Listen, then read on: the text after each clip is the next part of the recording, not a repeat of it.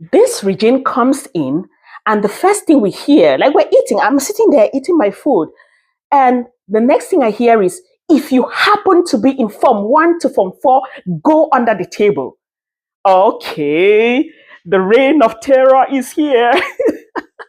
So we all, from 1 to Form 4, we all dived underneath the table. I mean, this is the refectory, the table where we normally dine. They asked us to go underneath the table. And why were we going underneath the table? According to this regime, this new body, or this new prefect body, is so, I don't know what level they gave themselves or how they wanted to be perceived. We were not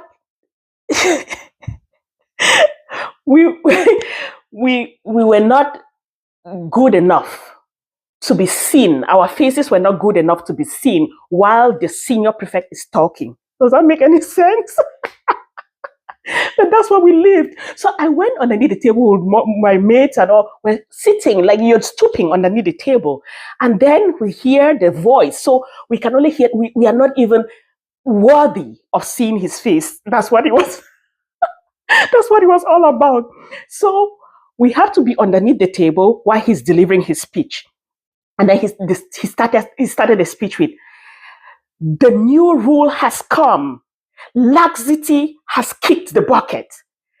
Lucifer has won a vote in heaven. When I think about it now, it sounds so dumb, but we were terrified by those words.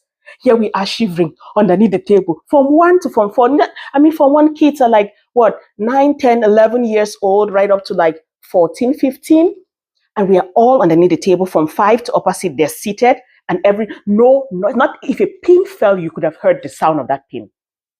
Just to give you, paint the picture of how the environment is when this handover is being done.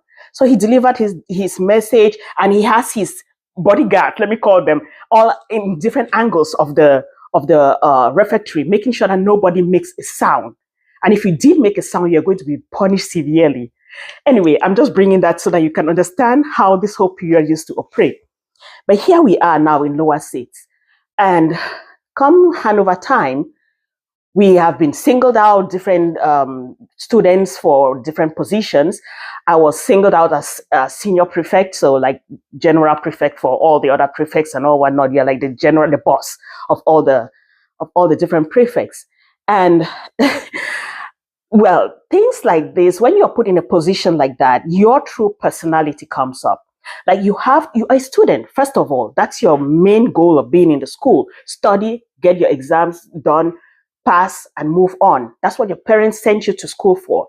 But you have this added responsibility, and you have to now act in the capacity of a student and also as a leader.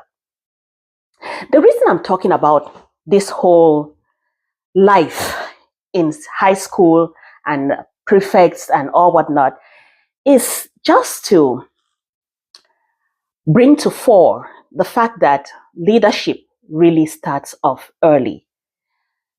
For me, when I was put in that position, I saw it as an opportunity to build some real leadership skills.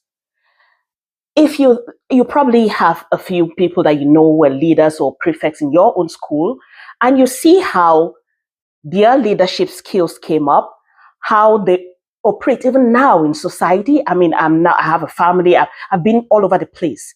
But there are some things that I think were molded at that point in my life when I was 16 that have carried on to where I am right now. You see different kinds of leaders in the world, at your workplace, at church, your Bible study group, your whatever group you are in, or maybe you are a leader yourself. And you start to reflect, and you realize there's several different kinds of leaders. You see autocrats, it's my way or the highway. You see democratic leaders, those who are really there for service. It's all about who they are leading, and they're trying to make the best of the situation, to guide, direct. And then you see those who are just laissez-faire, like they really don't care. They're just there for a fancy name on a resume, or for show off, or really they don't care about whatever is going on, but they are a leader. So just to say that, in as much as some of these situations back in school were traumatizing, there was something that came out of it. I know that for a fact, I did enjoy those moments of Hanover, the terror that came with it. It was exciting to me. I don't know, maybe some other people have very nasty experiences and it brings them, it brings them very bad memories. Well, if you do, please can you share in the comments so we can all hear what it was like for you. But I personally enjoyed those periods. It was a time to break out of the norm, the day to day of the school. Sometimes school is boring. We are students. You just go to class, come back, maybe go for whatever activity, sports, and it's the same routine. Sometimes when those periods come, it makes school life exciting. You have stories to tell. Now I'm telling the stories almost 2 decades later. There are stories to tell. There are things I will pass on to my kids. I also reflected about this and I'm like, okay, now that I'm a parent, if my kid were to be in that same kind of situation, would I like them to, endure or go through some of those, I would say, inhumane treatments? I do not know that my answer is a definite no. To be honest, I feel like those were things that shaped me. It's part of the molding. I do not want to be the parent who always shields the child from every danger. They need some of those things, to mold your character. Because how you defend yourself, how you react in those situations, it helps you to know who you are personally and also helps others to perceive that uniqueness about you. How you navigate challenges is very important. It's part of the whole building your character.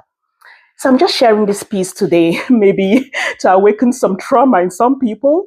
But if you have any stories that you can that are relatable to what I just mentioned, all the nightmare back in boarding school, please drop in the comments, share, like, and talk about this with some of your friends. It may ignite some of those memories that you've forgotten for a while. You could have a really beautiful time, talking and remembering all of those things that happened way back in school. I'll see you again for another episode where I talk about some of the things that I went through. Stay tuned. Bye.